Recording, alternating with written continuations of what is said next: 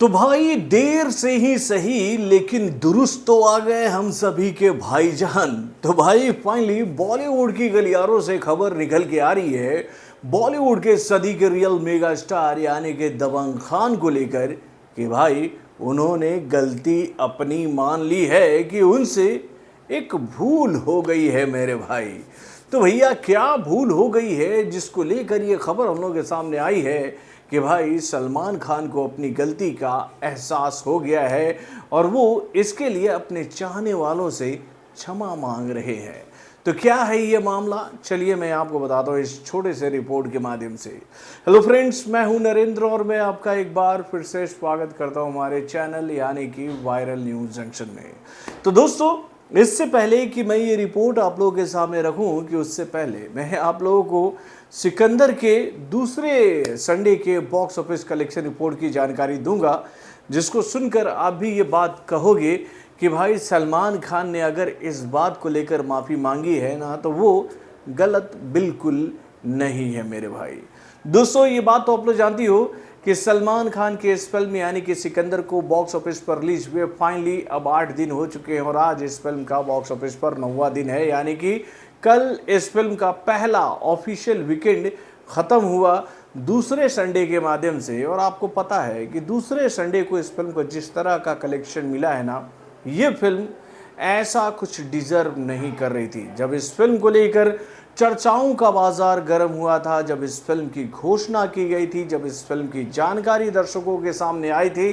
तब से इस फिल्म को लेकर हम लोगों ने पॉजिटिव नोट पर ही इस फिल्म को लेकर बात की थी। आप लोगों को याद ही होगा कि जब से इस फिल्म को लेकर खबरें हम लोगों के सामने आ रही थी, हम लोग इस फिल्म को लेकर यही बात कह रहे थे कि भाई इस बार सलमान खान की ये फिल्म बॉक्स ऑफिस पर आकर तबाही मचाएगी और ज़बरदस्त कलेक्शन करते हुए सलमान खान के लिए एक बेहतरीन फिल्म साबित होगी सिनेमाघरों में। लेकिन ये फिल्म जब सिनेमाघरों में रिलीज हुई तो क्या हुआ, तो भैया ढाक के 3 पात, यानी कि भाई एक बार फिर से सलमान खान से एक बड़ा मिस्टेक हो गया, एक बड़ी भूल हो गई जिसका खामियाजा उनको इन दिनों भुगतना पड़ रहा है मेरे भाई। दोस्तों, इस फिल्म को लेकर ये जानकारी हम लोगों के सामने आई है भैया अनऑफिशियली, क्योंकि भैया इस फिल्म का बॉक्स ऑफिस कलेक्शन रिपोर्ट जो है वो अब दर्शकों से छुपाया जाने लगा है। यानी कि भाई अब इस फिल्म के मेकरों के अंदर इतनी हिम्मत नहीं है कि वो सामने आकर चौड़े में ये बात कहें कि कोई बात नहीं, हमसे ये भूल हो गई है, लेकिन सच्चाई से हम आपको ये बात बताएंगे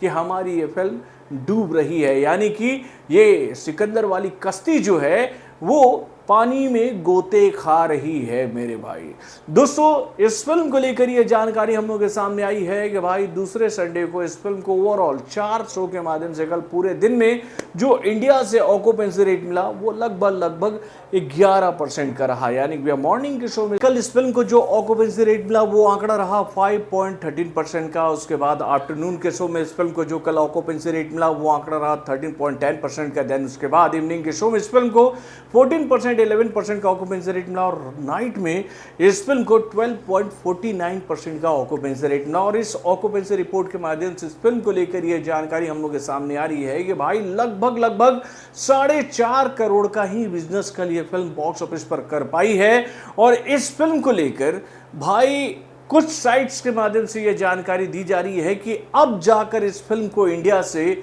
100 करोड़ का बिजनेस मिला है मेरे भाई। यानी कि इस फिल्म को लेकर जो खबरें हम लोगों के सामने आई थी कुछ और सोर्सेज से कि भाई इस फिल्म ने 100 करोड़ का बिजनेस कर लिया है, तो भाई इस फिल्म को लेकर ये जानकारी हम लोगों के सामने आ रही है कि भाई अब जाकर इस फिल्म ने 102 करोड़ का बिजनेस बॉक्स ऑफिस पर किया है। तो भाई इस फिल्म के साथ ऐसा क्यों हुआ, तो भैया इसका एक ही कारण है कि भाई इस फिल्म की कहानी जो सोची गई थी, इस फिल्म को जिस तरह से बताया गया था सलमान खान को, जो उनको कॉन्फिडेंस में लिया गया था कि भाई ये फिल्म की कहानी ऐसी होने वाली है, भाई वैसी इस फिल्म की कहानी नहीं बन पाई। जी हाँ, खबर निकल के आ रही है कि भाई सलमान खान ने कुछ अपने चाहने वालों से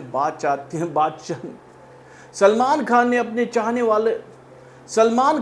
चाहने वालों से इस फिल्म को लेकर कुछ बातें की। यानी कि उनके फैंस के साथ में ना मीटिंग हुई जहां पर सलमान खान अपने चाहने वालों से डायरेक्ट बात कर रहे थे और उनसे उनकी दिल की बात जानना चाह रहे थे कि वो लोग आखिर में सलमान खान से चाहते ही क्या है। तो खबरें निकल के आ रही है कि भाई उनके चाहने वालों ने उनसे एक बात कही कि सर आप अच्छे डायरेक्टर्स को चुनो, आप अच्छी फिल्मों को चुनो, अच्छी फिल्में सिनेमा बनाकर लेकर आओ। ऐसी फिल्में अगर आप सिनेमा घरों में लेकर आओगे तो इससे आपको केवल और केवल खामियाजा ही भुगतना पड़ेगा। यानी कि भाई उनके चाहने वालों ने उनसे बात कही कि भाई आप